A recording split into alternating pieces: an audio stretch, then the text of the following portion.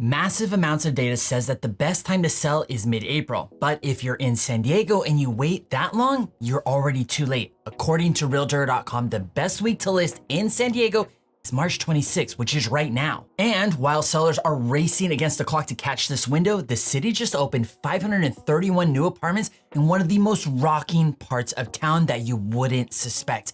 And Mayor Todd Gloria says it'll even help with affordability. So is the timing right for sellers, and is this new rental supply actually going to help buyers? Let's break it down in this week's San Diego Market Matters, and I'm Karl, your San Diego realtor. Let's kick things off and jump right into this best time to sell report by Realtor.com. Because if you're planning to list in San Diego this year and you're waiting until mid-April like the national data suggests, you're already behind. That is according to this data. Realtor.com's annual analysis is based on years of housing data, and they've pinpointed the week of April 12th through April 18th as the sweet spot for sellers nationwide. That's when prices peak, buyer demand surges, and competition from other sellers is still manageable. But here's what matters for us. San Diego doesn't follow the national timeline. Our best week to list is March 22nd, 3 weeks earlier than the rest of the country. And they're suggesting that if you miss this primetime window, you're leaving money and leverage on the table. Let me walk you through why the timing is different here, what the data actually shows, and what it means if you're thinking of selling or buying. First, let's talk about what Realtor.com found nationally, because the logic behind the best week makes sense. It applies here too, just on a different timeline. They analyzed seasonal trends from 2018 to 2025, excluding 2020, because that was a bit of a dumpster fire for data. And they looked at 5 key factors: listing prices, buyer demand, how fast homes sell, how much competition you're facing from other sellers, and how often sellers have to drop their price. Nationally, the week of April 12th hits the sweet spot. Homes listed during this week historically sell for about 1.3% more than the average week throughout the year, and about 6.6% more than homes listed at the start of the year. That might not sound like a lot, but on a national median price, that's an extra $5,000 to $26,000 depending on when you list. And you can see this pattern play out year after year. Prices climb from the start of the year, peak around late spring, and then start to drift down as we head into the fall and winter. Buyer demand spikes during that week. Homes get about 17% more views per listing compared to the typical week. More eyeballs means more offers, and more offers means you're swimming in the cash. And here's the proof of buyer demand. Page views per property spike in spring and then drop off as the year goes on. As we mentioned earlier, more eyeballs means more offers, and that's what you want as a seller. On top of that, homes sell faster, about 9 days quicker than the average week. And you're facing less competition because inventory hasn't ramped up yet. By the time you hit late spring and summer, the market is stacked with more sellers, and your listing is now just one of many. And look at this, days on market are lowest in spring and early summer, and then they start climbing as we head into the fall. If you want your home to move fast, spring is the window. So the strategy is simple. Get in early enough to catch the surge of buyer demand, and late enough that the weather's decent and people are ready to move.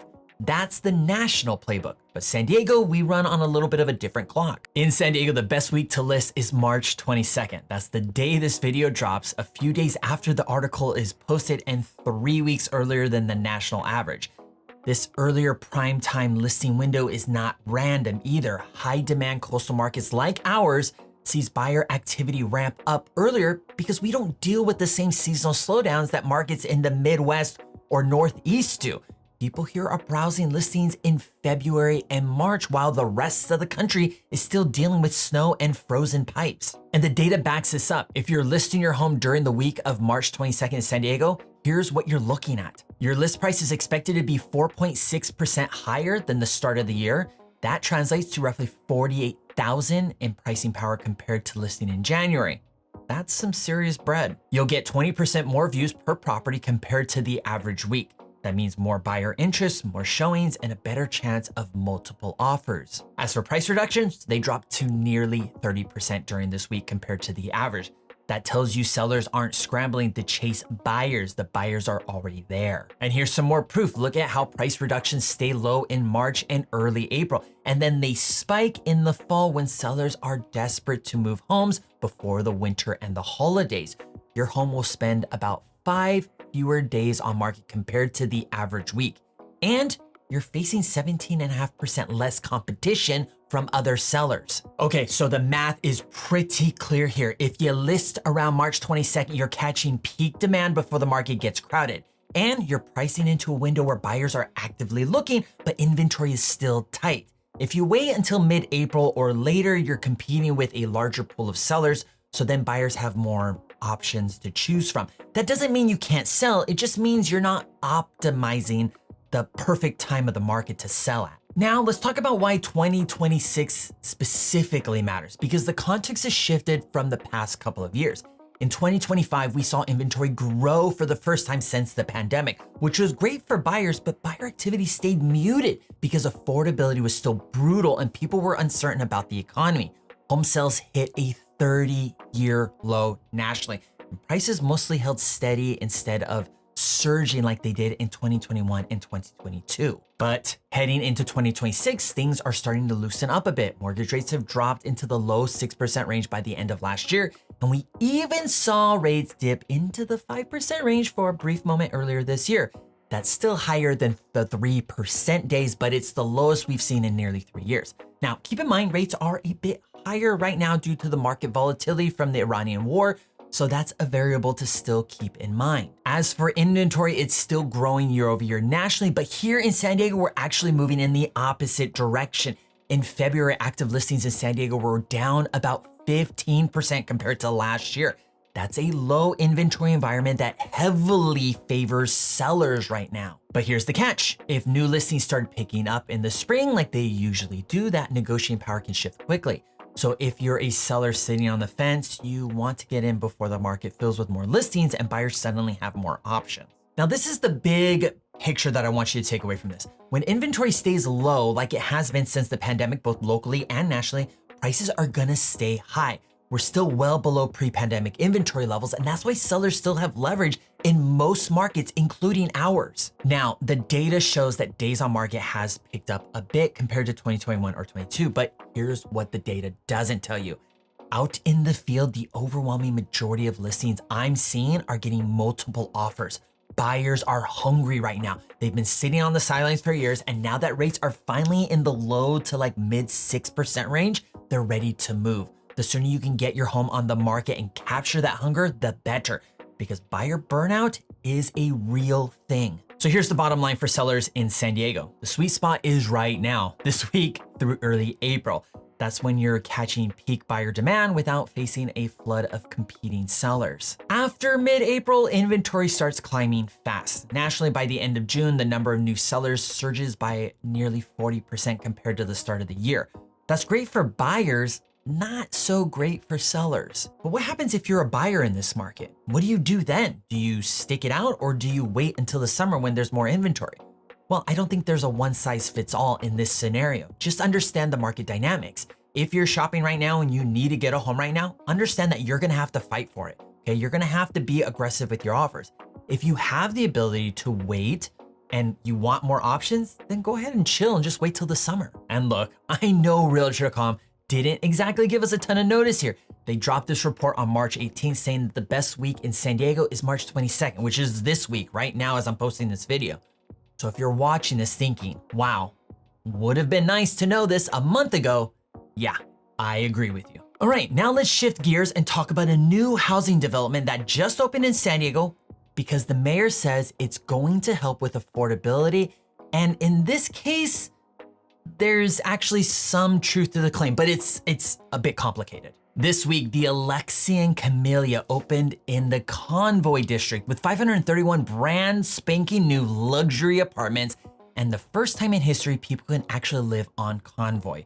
Mayor Todd Gloria held a ribbon-cutting ceremony saying developments like this will help bring down housing costs. The Alexan Camellia is a built-to-rent development, meaning it was never designed to be sold as condos. Its purpose is built for renters and renters only, with amenities like a gym, pool, rooftop lounge, and co-working spaces all baked into the building.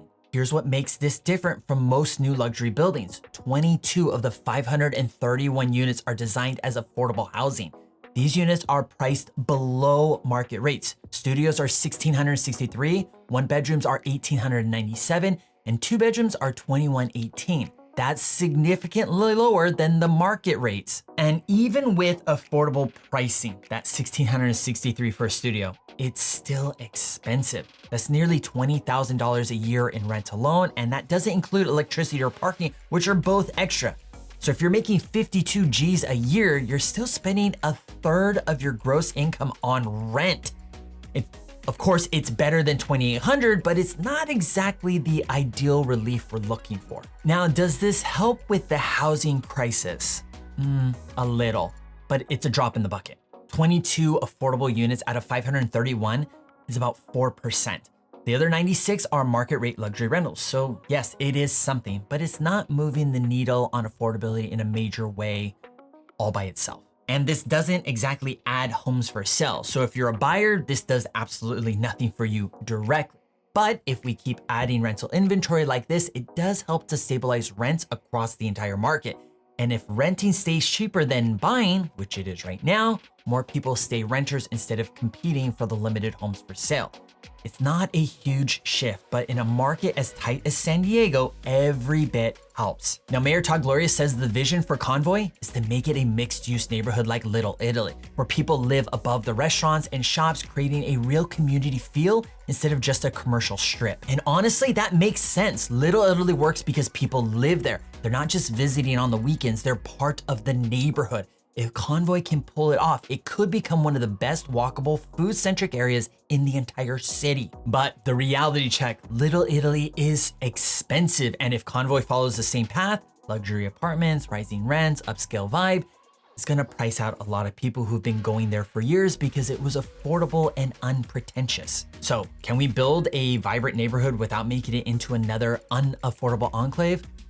With 22 affordable units out of 531, I'm not exactly convinced, but it's a start and it's one we should be grateful for.